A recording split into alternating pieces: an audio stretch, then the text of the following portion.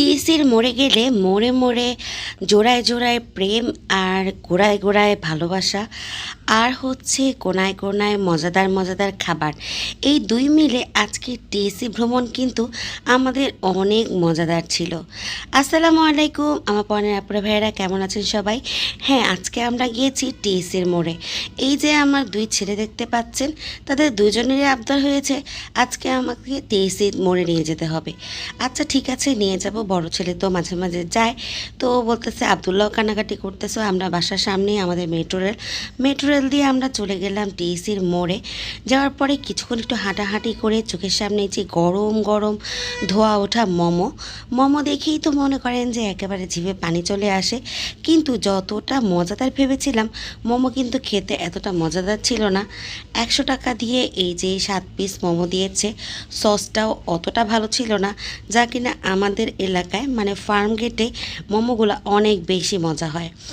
যাই হোক, আজকালকার মোমো এত বেশি ইজি হয়ে গিয়েছে যে সব জায়গায় কেমন যেন বাজে প্রকারের মোমো ব্যবহার করে। মোমোর মধ্যে আসলে লেমন গ্রাস বা একটা মানে অথেন্টিক একটা টেস্ট থাকে, ওইটা যদি না থাকে তাহলে খেতে ভালো লাগে না। তারপরে আমরা মুখে মানে টেস্ট চেঞ্জ করার জন্য লেবু পানি খাচ্ছি, আর চারপাশে এত ভ্যাপসা গরম আর কোনো বাতাসই নাই। তো এই যে চলে গেলাম লেবু পানি খেতে, ঠান্ডা ঠান্ডা লেবু পানি ভালো লাগছিল, কিন্তু লেবু পানির মধ্যে কোনো চিনির ছিটাফোটাও ছিল না, কেমন যেন লবণ আর লেবু দিয়ে।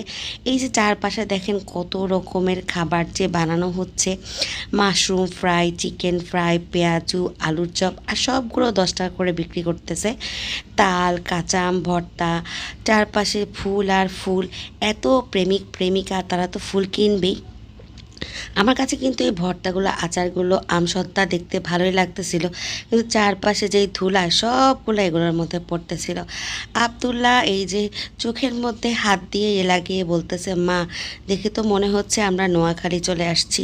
যাই হোক, বেচারার মনে হচ্ছিল সে নোয়াখালী চলে আসছে। আসলে চারপাশে খোলামেলা দেখে আমি ছেলেদেরকে নিয়ে কোথাও বসতেও পারতেছিলাম না, কোথাও ঘুরতেও পারতেছিলাম না। জোড়ায় জোড়ায় প্রেম, মানে এমন অবস্থা। আর এদের কাহিনী দেখে কোথাও বাচ্চাদের নিয়ে বসার মতো অবস্থা নাই। তো এই যে পানির পাশে একটু বসেছিলাম, এখানটা এত নোংরা দেখি কেমন যেন গা ঘিন ঘিন করতেছিল। তো যাই হোক, উঠে চলে আসলাম। উঠে এসে আমার হাঁটাহাঁটি করতেছি, হাঁটতে হাঁটতে এখানে চলে আসছি চিড়া আর নারকেল আর গুড়ের একটা পাতলা রস দিয়ে, নারকেল দিয়ে এটা মাখানো হচ্ছে। তো চিড়া দিয়ে মাখানোটা 20 টাকা দিয়ে নিয়ে নিলাম। নিয়ে তারপর আমরা মা ছেলে তিনজনে মিলে এটা ভাগ করে খাচ্ছি। এটা খেতেও মোটামুটি ভালো, তবে অনেকটা যে আমরা যে মোয়া খাই, মোয়ার মতোই টেস্ট, তো খারাপ না। আগে এটা অন্যভাবে বানানো হতো যেটা আমরা খেতাম। এরপরে দেখেন এখানে যে আলু ফ্রাই করা হচ্ছে লম্বা লম্বা রোল রোল করে, এটাও খেতে একদম বাজে, তো আমি এটা খাই নাই, কারণ এটা আগে খাওয়া হয়েছে আমার বাড়ির টেস্ট সম্বন্ধে আমি জানি। এই যে ধনিয়া পাতার পাকোড়া বানাচ্ছে, কি সুন্দর। কয়েকটা ধনিয়া পাতা একটু বেসন দিয়ে নাড়াচাড়া দিয়ে এটার প্রাইস করে ফেলেছে 10 টাকা। আর আশেপাশে তো কত কত চুড়ি, কসমেটিক্স, হাতের আংটি, এগুলা বেশিরভাগই মহিলারা এবং কিছু শিক্ষিত আপুরাও আছে যারা স্বাবলম্বী হওয়ার জন্য চারপাশে বিভিন্ন ধরনের দোকান দিয়েছে। আর এটা সুইস রোল, অনেকেই কিনে কিনে খাচ্ছিল, আমি জাস্ট দেখে যাচ্ছিলাম, কিনে খাই নাই। তো এই যে গরমের মধ্যে দেখা যায় আইসক্রিম বা হাবিজাবি এই টাইপসের জিনিসগুলোই খুব বেশি বিক্রি হচ্ছে। ডাবের পুডিং, চপ, তারপরে হচ্ছে নানান ধরনের খাবার। এখানে আসলে খাবারের কোনো শেষ নেই।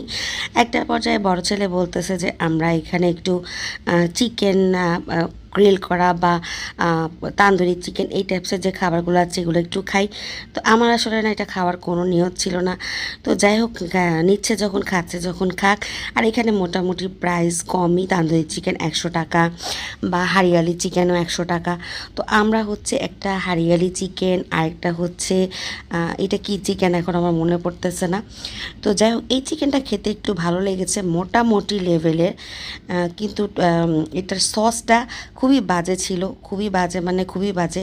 এত পাতলা আর হারিয়ালি চিকেনের কোনো টেস্টই ছিল না, শুধু কেমন যেন বিচ্ছিরি একটা টক লাগতেছিল আর কোনো ঘ্রাণ টেস্ট কিছুই ছিল না। কিন্তু দেখতে কিন্তু অনেক লোভনীয়, আর এটা দেখে চারপাশের মানুষগুলো হামলে পড়ে খাওয়ার জন্য। আর এত মানুষের ভিড় যে বলার মতো না। এখানে আমরা গিয়েছিলাম গতকাল, আর গতকাল যেহেতু ছুটির দিন ছিল সেই হিসাবে প্রচুর মানুষের ভিড়। উষান বলতেছিল মা একটা ডাবের পুডিং নাও, তো ওর জন্য একটা ডাবের পুডিং নেওয়ার পরে তিনজনেই ভাগ করে খেলাম।